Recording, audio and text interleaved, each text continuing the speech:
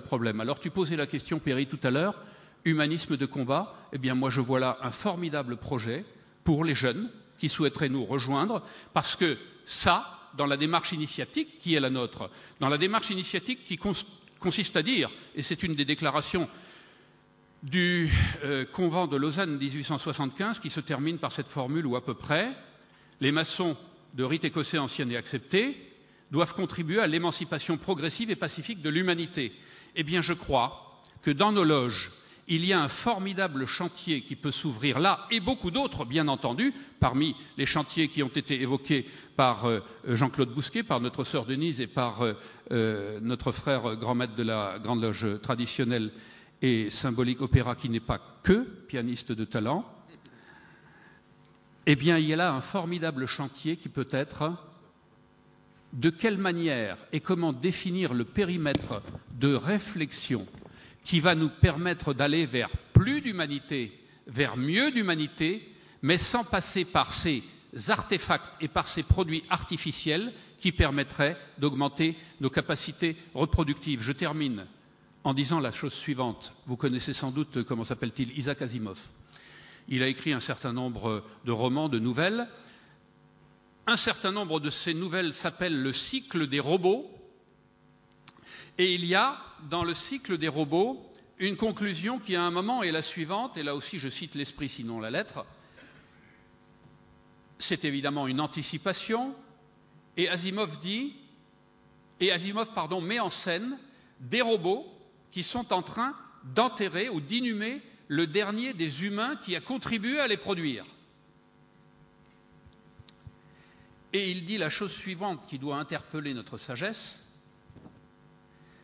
Lorsque les robots enterreront le dernier des hommes qui aura contribué à les fabriquer, alors les robots parleront des hommes comme les hommes parlaient des dieux.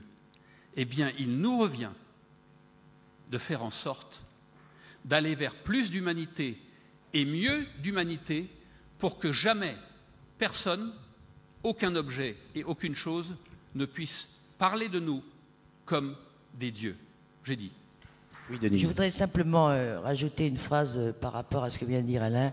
J'ai initié cette année à la Grande Loge féminine, parce que c'est mon intime conviction, qu'il y a effectivement quelque chose à faire avec la jeunesse. Et je pense que ça n'est pas trop tôt. Et en particulier, qu'est-ce que la maçonnerie peut apporter aux jeunes, et la franc-maçonnerie féminine aux jeunes femmes en particulier, et ce réciproquement, parce que je pense que le réciproquement est important aussi. Alors permettez-moi tout d'abord de dire une chose pour répondre à la question qui vient d'être posée à propos des jeunes et du rôle que nous pouvons avoir. C'est qu'avec Alain, nous avons fait à Montpellier, il y a quelques jours, une conférence à deux pour montrer simplement ce qu'est la maçonnerie aux jeunes précisément.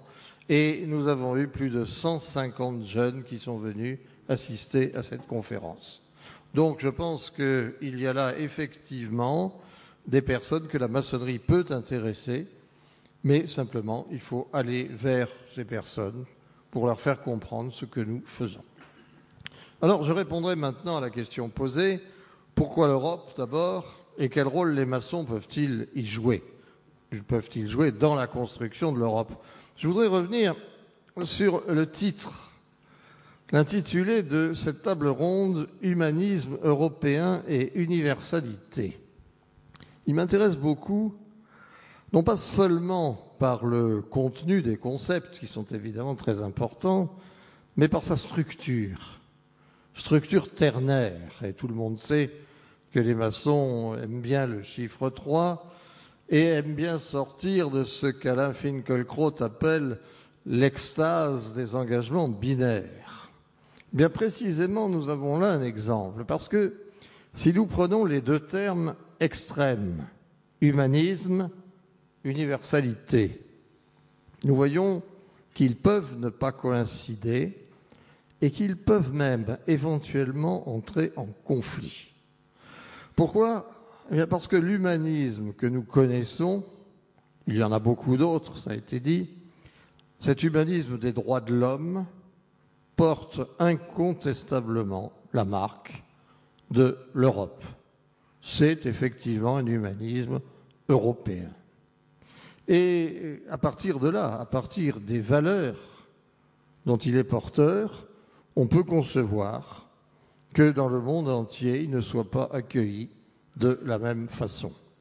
Et nous le voyons bien d'ailleurs quand certains de nos chefs d'État sont en visite à l'étranger et qu'ils se sentent obligés de rappeler certaines règles fondamentales des droits de l'homme, d'une façon parfois embarrassée, avant de passer avec beaucoup plus de sérénité à la signature des contrats.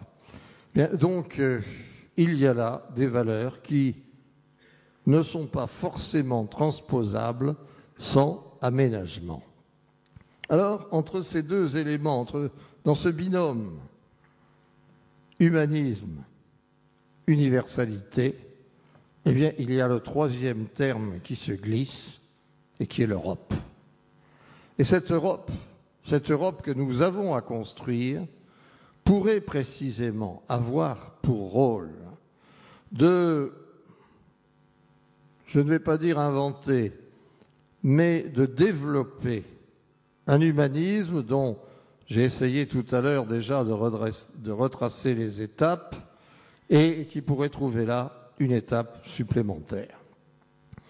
Parce que je crois qu'il faut commencer par une constatation, c'est que l'Europe, si elle doit se faire, ne se fera pas sur le papier. L'échec d'un référendum récent l'a montré. Et qu'elle ne se fera pas non plus instantanément. Vous savez, les Anglais, qui ont parfois des adages pleins de sagesse et d'humour, disent qu'on ne fait pas pousser le gazon plus vite en tirant dessus avec les mains. Et oui, il faut d'abord préparer le terrain. Eh bien, préparer le terrain, c'est peut-être précisément notre tâche. Seulement voilà, nous, Français, nous avons une habitude parfois fâcheuse de tout vouloir résoudre par la loi, de vouloir légiférer à propos de tout. Et je parlais tout à l'heure du droit romain, eh bien nous le devons évidemment à cet héritage du droit romain, nous n'avons pas à en rougir. Mais il faut savoir se limiter. Sur ce point, je laisserai la parole à un grand franc-maçon qui a été cité tout à l'heure, Montesquieu, l'esprit des lois, bien sûr. Et Montesquieu, je cite de mémoire, mais je pense que ne pas être trop loin de ces termes, nous dit « Il faut réformer par les lois ce qui a été établi par les lois et réformer par les manières ce qui a été établi par les manières. » Et il ajoute, logiquement, ce serait de très mauvaise politique de vouloir réformer par les lois ce qui a été établi par les manières. Nous avons peut-être d'ailleurs un bon exemple de ça dans nos débats actuels sur certains aspects vestimentaires plus ou moins religieux.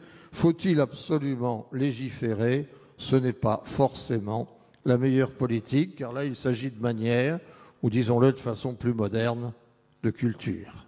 Voilà le rôle que peut jouer la franc-maçonnerie et qu'elle est en train de jouer en étant justement ce facteur de liaison entre une Europe porteuse d'humanisme et en même temps vecteur d'universalité.